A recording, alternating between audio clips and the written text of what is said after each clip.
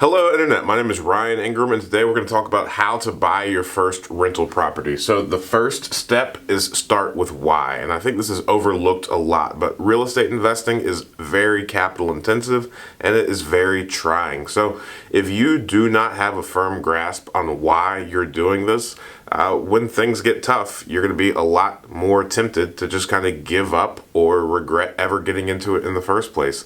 You often hear horror stories, and if you just start telling people that you want to get into real estate investing, you're not going to have any shortage of horror stories that come your way. People are going to tell you about how much money they lost, how they had tenants that destroyed their property, and how the whole world is out to get them, truly. And if you're not careful, if you don't figure out a really solid game plan, then this might be you. So really shore up your reason as to why you wanted to get started in real estate investing.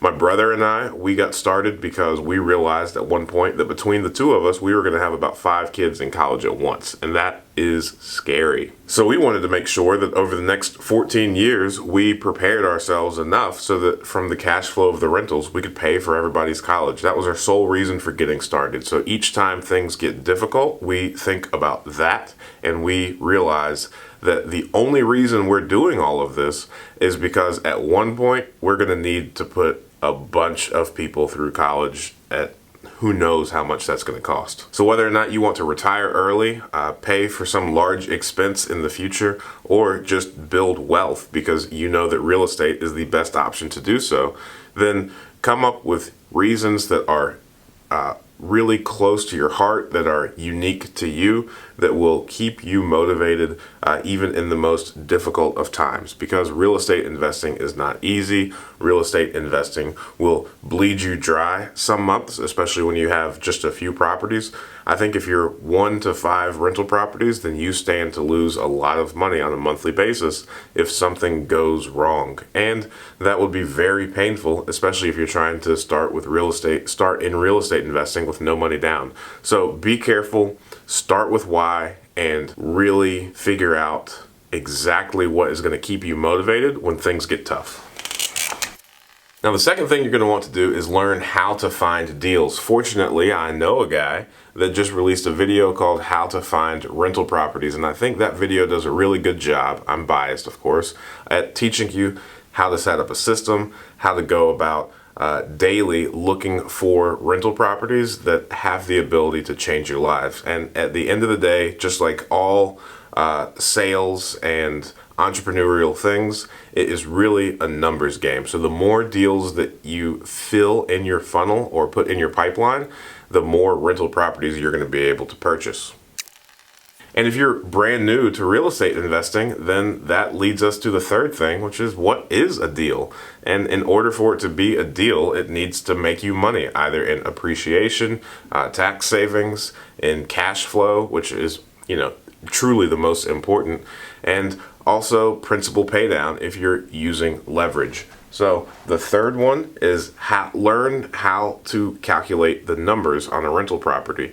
And I have no intentions of this being one infomercial for all the videos that I've previously done, but I've also just recorded a video talking about calculating numbers on a rental property, which I think really breaks it down. And calculating numbers on a rental property is truly a bit of an art form. So each property is different, each property is unique. Some properties have expenses that others don't. HOAs are a good example.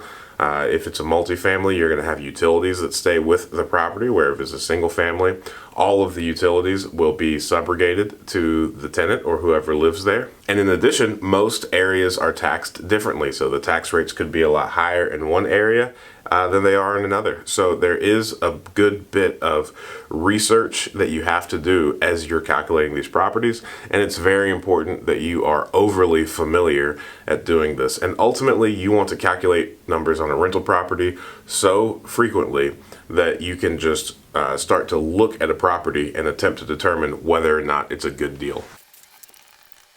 Now, after you knock out these 3 things, you're going to want to determine your financing strategy. If you are a W-2 employee, if you have a high-paying job, if you are able to qualify because your credit score is great, because you have pay stubs that you can submit to lenders. If you are a bankable individual, then I would highly recommend that you stay with like the traditional financing route. So if you are doing a house hack and only have to put like 3.5% to 5% down, or if you are doing a normal investment property and you only have to put 15 to 25% down, I would highly recommend that you do that with a traditional bank. I think if you are a good income earner, if you have a decent amount of reserves, and you are able to qualify with a lender, then you should do so until you exhaust your 10 properties via Fannie and Freddie. Well, maybe 8. Maybe leave yourself room to get a house for you to live in as well. However, if you are not a bankable individual, if you have a bad credit score, if you are self-employed like myself or an entrepreneur, and banks will not lend you money, then at this point you need to start familiarizing yourself with the creative financing strategy. So this is where I think there are two completely distinct and different roads of how to get started in real estate investing.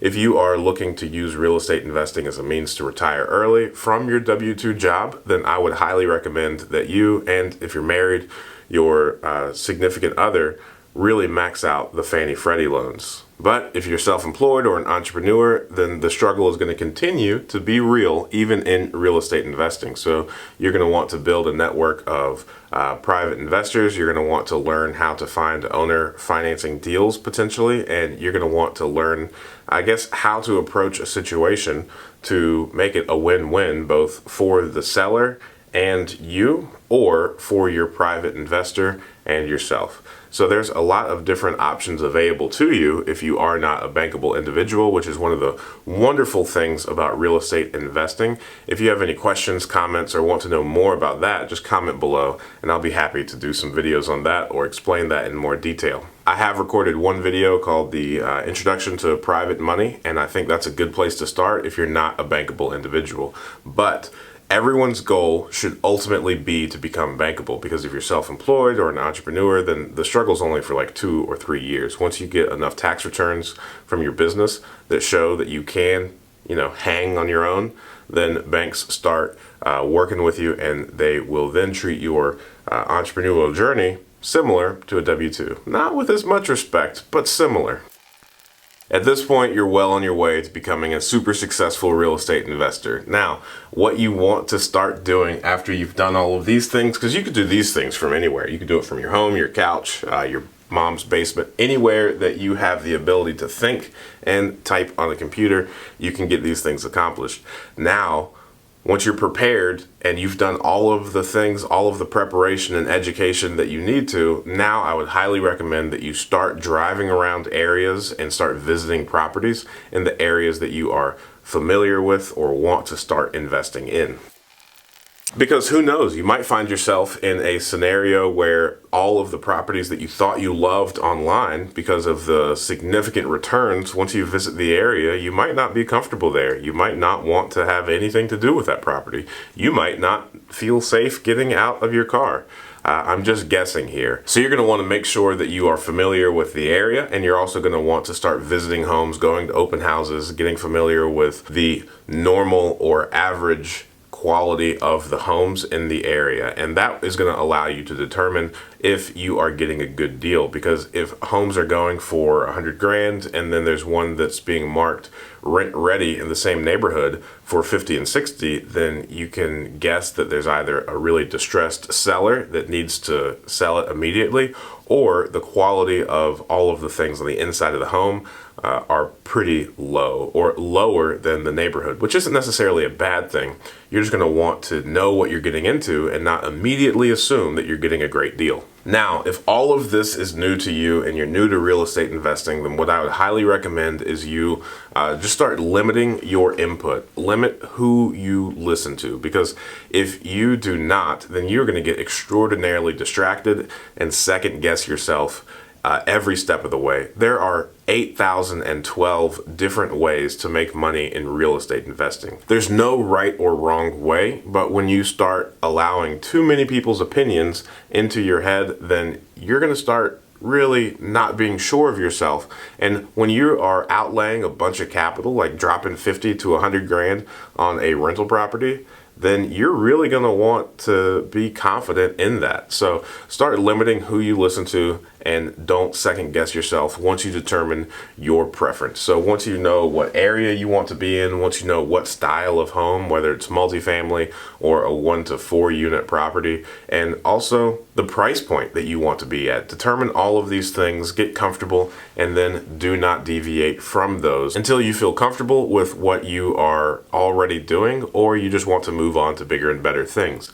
But everyone has to start somewhere. Everyone has to learn at their own pace. Everyone is going to have their own journey. Figure out who can help you, and then figure out who is going to just distract you, and really start separating from those, because especially when you start talking about returns and making money, people get pretty weird. And this is you. This is your journey. This is unique to you. This is a problem that you're going to have for 30, 40 years, because real estate investing is long term. So be confident in what you are doing and don't let people distract you from that. Which brings us to the last step and the most wonderful and necessary of all, which is just buy. Now, clearly this is the most important, because you have to buy real estate in order to be a real estate investor. But what I want to say is, your first deal that you ever do, it's not about making or losing money. Of course, nobody wants to lose money. I don't want you to lose money. You don't want to lose money. And if this is your first property, you're probably over there thinking, I can't lose money. Well, you can, because real estate investing is a 30, 40, 50 year thing, and it is really hard to lose money in the long term. If you have your 30 to 50 year goggles on, then you're gonna be okay in the real estate investing world. You have to be so grossly negligent in order to lose money in real estate over the long term. I'm not talking about 3 to 5 years or market cycles, whatever you want to call it. I'm talking about 30 to 50 years, because the appreciation, the principal pay down, the equity, the tax benefits, you are going to, and the cash flow, you're gonna make money in real estate investing. There's going to be a lot of bumps. It's really capital intensive. You might be in the reds greatly if you have to replace a roof one month and you don't have the appropriate reserves. It can be scary and it can be dangerous, but nonetheless, your first deal is about becoming the man in the arena, getting into the game, becoming a player in the world of real estate investing. I know several people that have been interested in real estate investing for years and just haven't pulled the trigger on any deals. There are several meetings that happen that are for real estate investors where there's only a handful of people in the room that have ever actually done a deal. Don't be one of those people. Don't suffer from this analysis paralysis or whatever it is. Don't walk around second guessing yourself. Get in the game, make good decisions, do your research, get into this regularly, add real estate investing to be a part of your daily routine, and just start getting after it. If you have any questions, comments, concerns, don't hesitate to throw them in the comments. I strive to answer all comments, and I really want to see you succeed and get started in real estate investing. Thank you so much. Look forward to talking to you soon. Thanks.